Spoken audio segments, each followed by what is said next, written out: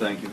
On the ACA subsidies, yesterday we saw yet another plan to extend them 2 years, not the 3 years you want, and it's got some eligibility limits and some HSA, promotion language in there. But it does have the advantage of being bipartisan. Jared Golden's on it, Tom Swazi, a couple others.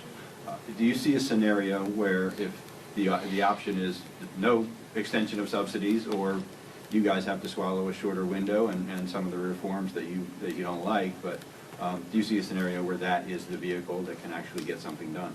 No one has signed on to your discharge petition from the Republican Party. Well, we want to help the American people. We want to pass laws that help the American people. The House and Senate, Democrats both have the 3-year proposals that you mentioned. There's 2-year proposals. There's 1-year proposals that are bipartisan. I understand that.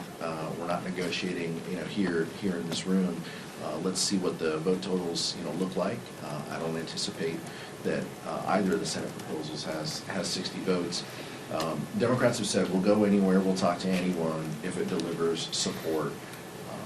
If it supports our health care for the American people.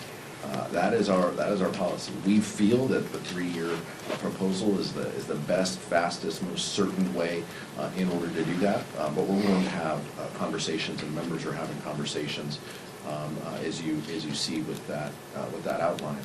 And we support members having those conversations. Right now, let's see where the vote totals are. That group is growing. It is bipartisan, as you mentioned. But it is nowhere near the 200+ members that we have on our bill right now. So let's give it some space and some time. But our focus, our North Star, is always going to be, how do we deliver the most help to the most people? And that's what it will continue to be. Aguilar. Yeah, sure. I'll add to that, in the lead up to and during the shutdown process, the one message that was consistent coming out of the Democratic caucus was, come and talk to me. Meet us at the table. Let's discuss a way to keep healthcare affordable for millions of people.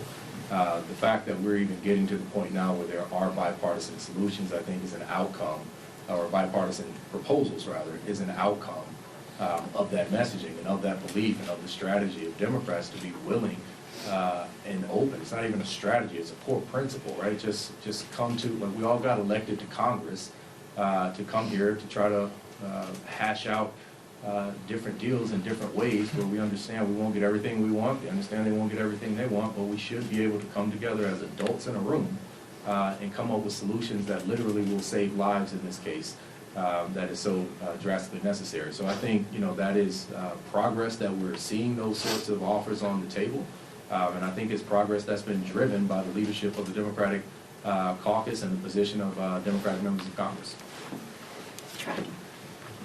One of the things that it also speaks to is, where is Speaker Johnson, on this? His members are clearly speaking out against him by supporting these bills, 1-year, 2-year bills. He is nowhere to be seen. That's why discharge petitions happen. That's why discharge petitions have been successful, is because he cannot lead a group. He cannot keep them on the same page because they know his North Star is how to decimate the ACA and hurt the American public, and they know that that's not popular. They're just waking up to it, and they're trying to do something to send a message to their communities that they're aware of it after they voted for the largest Medicaid cut and health care cut in American history. Well, on that, a quick follow then, if I could, because Mike Johnson is not going to bring the Fitzpatrick bill to the floor because, as you say, he doesn't support the subsidies that you do.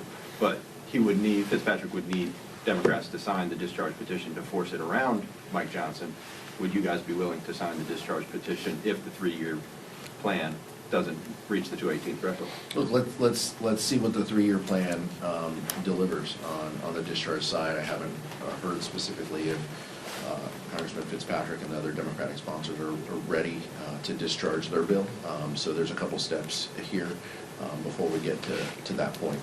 But like Shamari said, look, the American people know that the Democratic Party supports health care. We want to deliver support to as many people as we can to avoid this catastrophic cliff that Republicans have created.